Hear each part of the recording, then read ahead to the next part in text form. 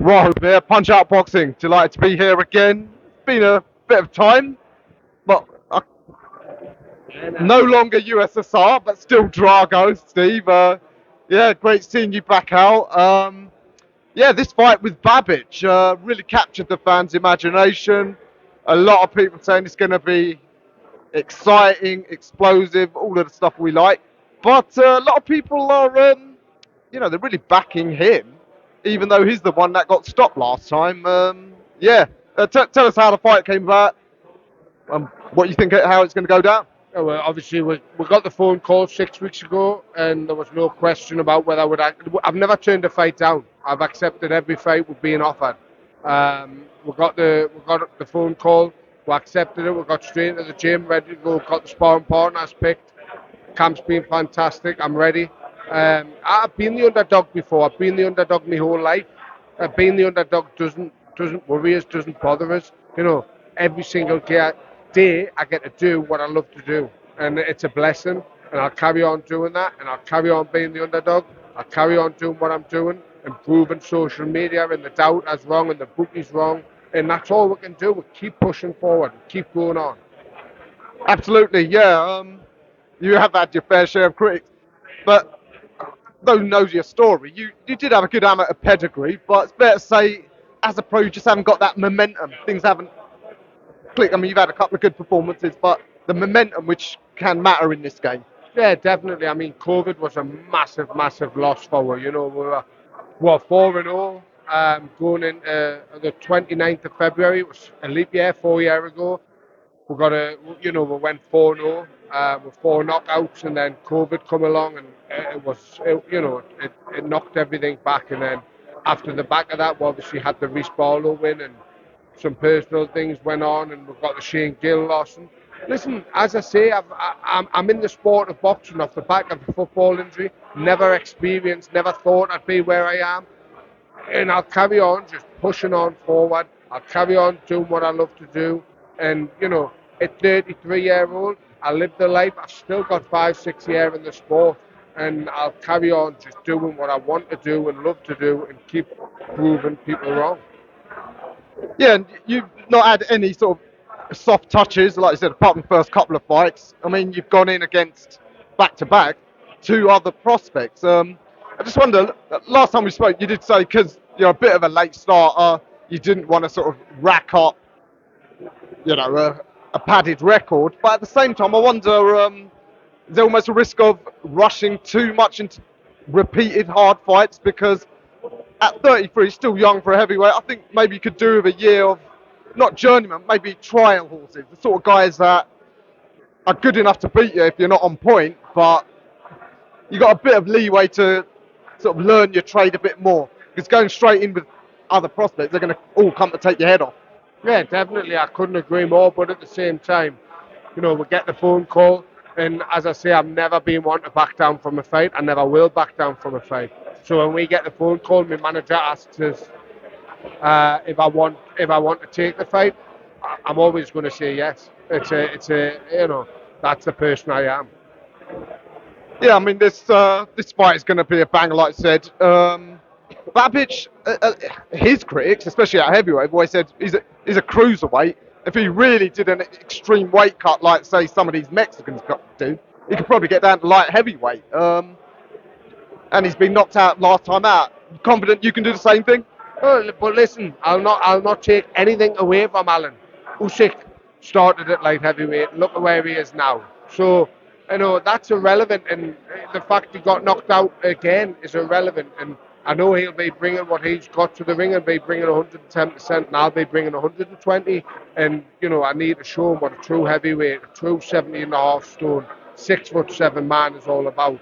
And that's what we're bringing on Sunday night. Yes, indeed. We saw last time, well, two fights ago against Nick Campbell.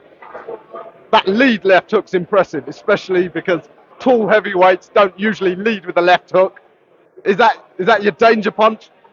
I think anything's with danger punch. If I land, I know that I'm injury free. I've had a fantastic camp in sparring. I'm ready, and any shot lands clean. It doesn't matter what shot it is. And the last couple of fights, you also showed you got a really solid set of whiskers. Um, yeah, I mean the downside of that means that you were getting hit too often. Last time against Franco, a local boy to me, what do you think went wrong? Was it just stylistically? Was there a prep problem, or was he just better on the night? It's first 2 rounds I was boxing Franklin. I was doing well, and then his corner team listen, credit to them. They realised that whatever was Franklin was doing wasn't working, and they changed it up straight away. And I got into a fight with him. I tried to box him. It worked for 2 rounds, and then the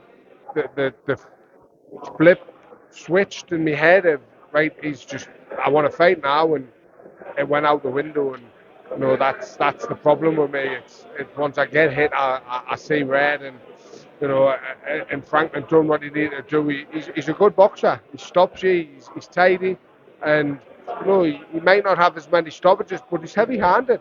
And I'm looking forward to seeing where Franklin can get to, because he's a good man. And again, he took the fight straight away. So Yeah, well, when I spoke to Franklin last, he's having trouble getting matches since. So yeah.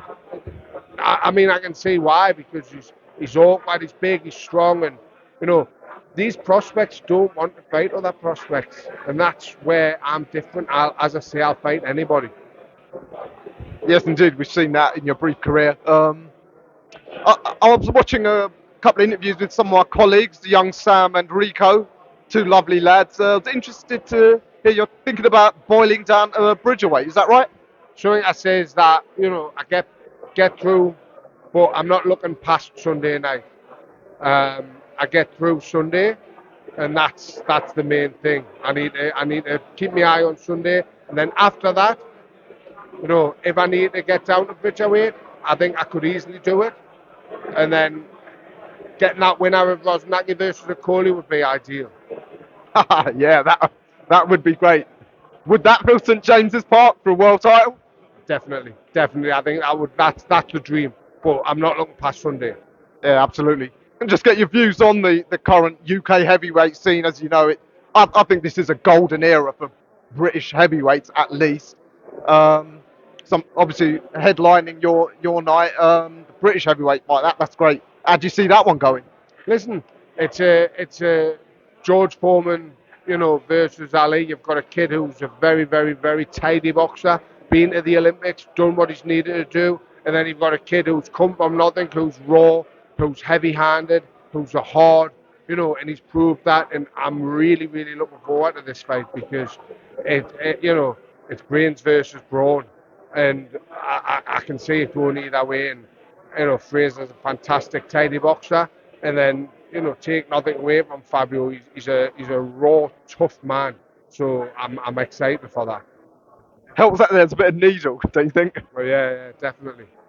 And a couple of the major fights at the top level, well, none more so than the Undisputed Heavyweight Championship. I know you've been called over by Usyk to give him some rounds.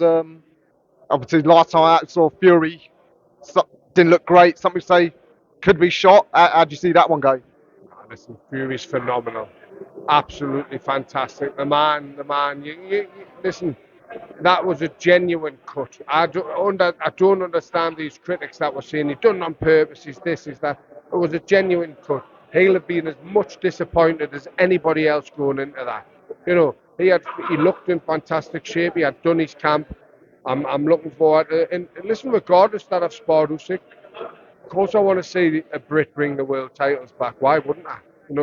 It's great that I've sparred Usyk, but Tyson Fury's he's a hero, and I love the bloke a bit. So of course I want to see Tyson Fury to bring their belts back. Yeah, it would be great to finally get that fight with AJ in September, as the rumours are. Yeah, but obviously they're saying that they have to give away the IBF and Hrgovic to BRAWL for the IBF by June 1st. So we don't know what's going to happen there. And yeah, indeed.